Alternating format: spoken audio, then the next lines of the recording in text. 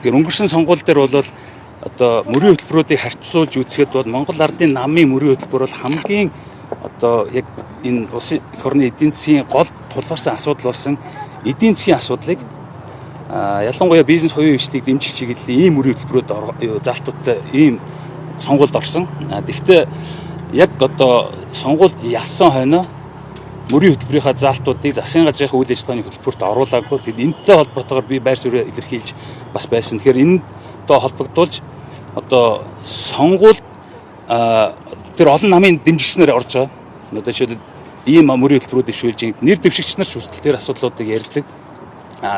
Гэтэл ялчингуудаа эрх баригч одоо дарга нар нь тэрийг өөрчилнө гэдэг бол би бас одоо намын одоо эрх барих дээд байгууллагаар баталсан одоо мөрийн хөтөлбөрөө буцчаа бол одоо зөв бас гэж бодсон.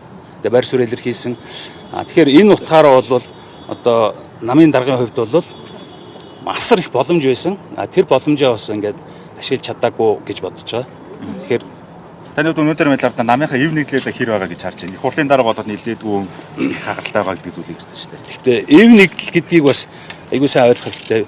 Аль ч улс төрийн хүчинд ч одоо ялангуяа манай намын хувьд бол энэ шүүмж сэтгэлгээ гэдэг юм да. Асуудлыг өөр өнцгөөс тайлбарладаг, энэ одоо бусдыг хүлээн зөвшөөрдөг, бусдыг сонсдог энэ соёлыг бий болгохгүй бол эсвэл нэг дарга дагаж одоо жишээлбэл тал зассан иймэрхүү байдлаар долгионсон ч юм уу ингээ удирдлагуудаа вакуумжуулдаг. Өнгөрсөн хугацаанд миний ажилласнаар бол манай намын дарга бол хамгийн их вакуумдсан хүмүүсийн нэг байсан юм уу надад гэж санагдсан.